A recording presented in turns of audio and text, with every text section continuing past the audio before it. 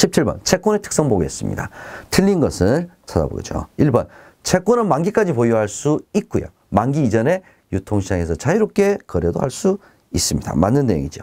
채권을 발행할 수 있는 주체는 법률로 정해져 있다. 얘도 맞는 내용이고요.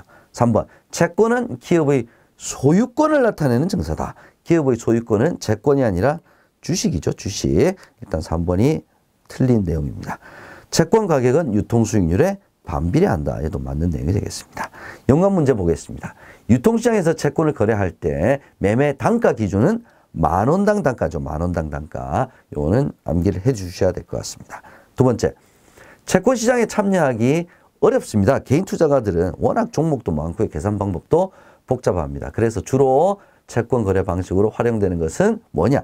환매 조건부 채권 매매 방식, 즉 RP 방식으로 개인 투자자들은 주로 채권 거래에 참여를 하고 있습니다. 연관 함정 보겠습니다. 자, 국채를 발행하기 위해서는 신용평가 기관의 사채 등급 평가를 받아야 된다. 신용평가 기관이 국가가 신용평가 기관의 사채 등급 평가를 받지는 않죠. 얘는 회사채 이야기하는 거고요. 국채를 발행하기 위해서는 국회의 동의를 얻어야 됩니다. 두 번째, 외국한 평형기금 채권은 장기채가 아니라 중기채에 해당이 되죠. 장기채에 해당되는 건 국고채권이 대표적입니다. 세 번째, 채권은 일반적으로 주식보다는 수익성이 조금 떨어지죠. 예금에 비해서는 수익성이 더 좋다라고 해야 맞는 내용이 되겠습니다. 에센셜 18번 주식과 채권의 차이점에 대한 설명으로 맞지 않는 것 찾아보겠습니다. 채권부터 한번 보죠. 자본 조달 형태 대부증권 맞죠? 조달 자금의 성격 타인 자본 부채 맞죠? 증권의 존속 기간은 영구적은 주식이죠. 채권은 한시적입니다. 정답은 다가 되겠습니다. 연관 문제 보겠습니다. 채권에서 대표되는 수익률 종류 중에 대표되는 수익률 딱 하면 유통수익률 나와야 됩니다. 발행된 채권이 유통시장에서 계속 매매되면서 시장의 여건에 따라 형성되는 채권 수익률은 무엇인가? 유통수익률입니다. 대표 수익률, 유통수익률이다. 이렇게 관련을 지어주시기 바랍니다. 채권은 자본 조달 형태로는 대부증권이고요. 조달 자금의 성격은 타인 자본이죠. 자기 자본 아니죠. 자기 자본은 주식이죠. 함정 보겠습니다. 주식의 발행은 부채의 증가를 수반을 한 것이 아니라 자본의 증가를 수반을 하죠. 채권은 자본금의 증가를 수반하는 것이 아니라 부채의 증가를 수반하니까 이 두 개가 바뀌었네요. 그죠? 두 번째 함정 보겠습니다. 할인채란 채권의 겉면에 붙어있는 표면 이율에 따라 일정 기간마다 일정 이자를 나누어 지급하는 채권이다.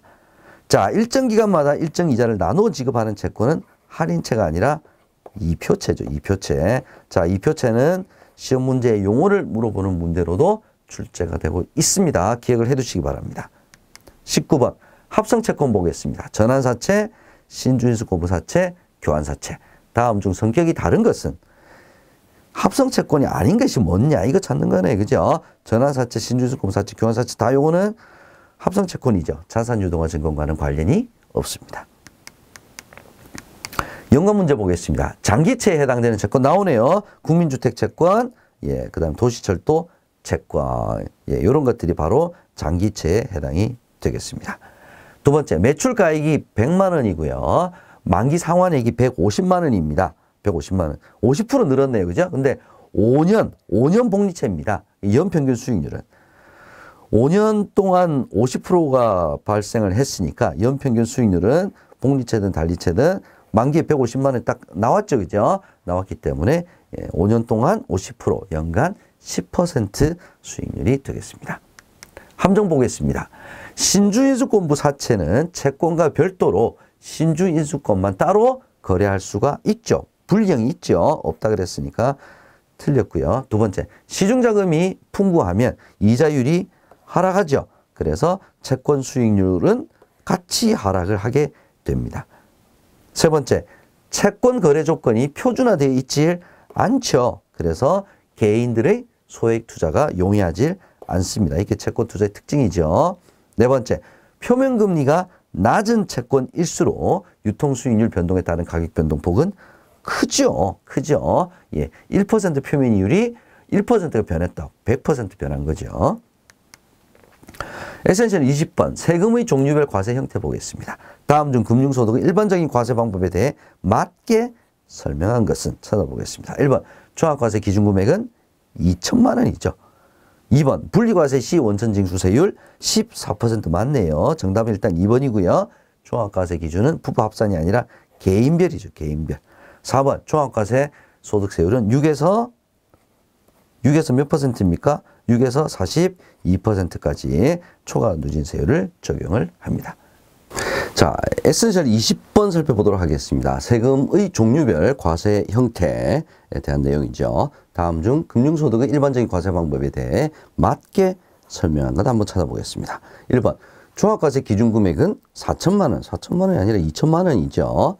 2번 분리과세 시 원천징수세율은 14%. 얘는 맞는 내용이네요. 지방소득세 별도입니다. 3번 종합과세 기준 금액은 어떻게 기준을 하느냐. 부부 합산이 아니라 개인별 연간 금융소득의 합계이죠. 4번 종합과세 소득세율은 6에서 35%가 아니라 6에서 45% 8단계죠. 그래서 정답은 2번이 되겠습니다. 연관 문제 한번 살펴보겠습니다. 다음 중 종합소득 과세에 해당되는 합산 소득 금액은 얼마인가? 자, 이 문제의 핵심은 종합소득 과세에 해당이 되지 않는 것을 일단 차단해야 되겠죠. 양도소득은 불유과세가 됩니다. 사업소득 2천만 원, 얘는 종합소득에 해당이 되죠. 자, 이자소득 및 배당소득이 1천만 원이에요. 1천만 원은 종합과세에 해당되는 것이 아니라 분리과세로 끝나죠. 그래서 종합소득 과세에 해당되는 것은 사업소득 플러스 근로소득 1,500만 원 합친 3,500만 원이 종합소득 과세에 해당되는 합산 소득금액이 되겠습니다. 연관 함정 보겠습니다. 금융소득은 이자, 배당소득을 총칭하는 개념. 양도소득하고는 상관이 없죠. 양도소득은 분류 과세하는 소득입니다. 두 번째, 연금소득은 유형별 포괄주의로 과세한다. 유형별 포괄주의로 과세하는 소득은 이자, 배당소득이죠. 연금소득은 종합과세한다라고 해야 맞습니다. 종합소득 과세에 해당되는 것이 연금소득이죠. 21번 분류과세 보겠습니다. 분류과세하는 소득. 자, 이 문제 자주 출제가 되는 부분입니다. 조금 전에도 설명을 드렸죠. 분류과세 되는 것은 두 가지입니다. 퇴직소득, 양도소득. 이 두 가지는 반드시 기억을 해 두셔야 되는 내용입니다. 정답은 3번이 되겠습니다. 연관 문제 보겠습니다.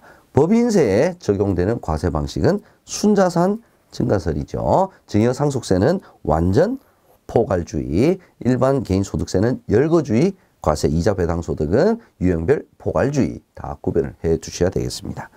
세 번째, 상속받은 금액의 과세 표준이 1억 원. 1억 원일 때는 몇 퍼센트를 적용합니까? 10% 적용하죠. 그래서 1억 원의 10%인 1,000만 원이 산출세액이 되겠습니다. 연관 함정 보겠습니다. 금융소득이 2천만 원 이하인 경우에는 14%로 분리과세로 끝나죠. 그죠? 14%라야 맞는 내용입니다. 두 번째, 양도소득은 종합소득에 합산하여 과세하는 것이 아니라 양도소득, 퇴직소득은 분류과세를 하고 있습니다. 22번, 다음 표에서 세금의 종류에 따른 세율이 맞게 짝지어진 것은 세율을 의미하는 겁니다. 2023년도에 보면 세율에 관련된 문제가 많이 나왔다는 점 여러분들 참고를 좀 해주시고요. 자, 법인세는 9에서 20%가 아니라 9에서 24%죠. 소득세는 6에서 45%죠. 그래서 가, 나는 다 틀린 내용이 되겠고요. 상속세는 10, 20, 30, 40, 50으로 이렇게 증가를 하고 있습니다. 그래서 정답은 다 10에서 50% 상속세가 맞는 내용이 되겠습니다. 연관 문제 보겠습니다. 금융소득 분리과세 시 적용되는 세율 계속 나오죠. 요거는 시험 문제 자주 출제가 된다는 뜻입니다. 연관 함정 보겠습니다. 상속세와 증여세는 유형별 포괄주의가 아니라 완전 포괄주의.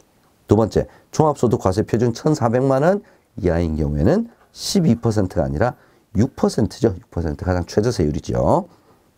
세 번째, 상속세 과세 표준이 30억 원을 초과하는 경우에는 40%가 아니라 50%죠. 50%. 네 번째, 법인을 수익자로 하여 저축성보험에 가입한 경우 보험차익 비과세 요건을 충족하였을 때는 비과세가 된다. 자, 저축성보험 보험차익 비과세 요건을 충족하게 되면 비과세가 되는데 법인이 수익자인 경우에는 순자산 증가설에 의해서 법인세가 과세가 됩니다. 그래서 비과세 된다 그랬으니까 틀린 내용이 되겠습니다. 23번 보겠습니다. 금융소득과 세금입니다. 금융소득의 과세 방법에 대해 맞게 설명한 것 찾아보겠습니다. 1번 분리과세가 되는 금융소득은 원천징수로 납세 의무가 종결이 되죠. 그래서 금융소득 종합과세에서 대상에서 제외가 됩니다. 얘는 맞는 내용이네요. 정답은 일단 1번이겠네요. 2번, 3번, 4번 뭐가 틀렸는지 살펴보겠습니다.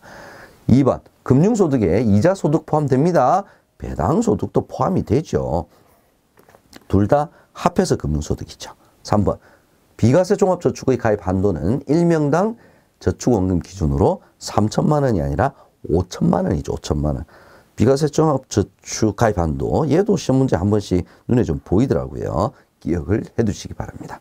4번 금융소득 종합과세 여부는 부부의 금융소득 합계 기준이 아니라 개인별 연간 금융소득 합계이죠. 연관 문제 보겠습니다. 비과세 종합저축의 가입 나이 한도 제한은 65세 이상 5천만 원. 요거 기억을 해두시라고 제가 말씀드렸죠. 두 번째, 보험회사의 재무 건전성 판단 시 기준 지표는 지급 여력 비율이다. 얘는 몇 년에 한 번 정도 이렇게 나올 수 있는 문제인데 일단 전혀 언급이 안 되는 부분은 아니니까 제가 포함을 시켜뒀습니다. 기억을 해두시고요. 연관함정, 부부 금융소득 종합과세는 부부 합산 금융소득 적용한다. 계속해서 반복됩니다. 아니죠. 두 번째, 비과세 및 분리과세 소득을 제외한 금융소득이 2천만 원을 초과하는 경우에 종합과세를 하게 됩니다. 포함이 아니죠. 세 번째, 2014년 12월 31일까지 가입한 세금 우대 종합저축에서 발생하는 이자 배당소득은 비과세 대상이 아니라 얘는 분리과세 대상이다라고 해야 맞는 내용이 되겠습니다. 이 지문이 2023년도에 좀 특이한 지문으로 처음으로 나왔던 문제입니다. 기억을 해두시면 좋겠습니다.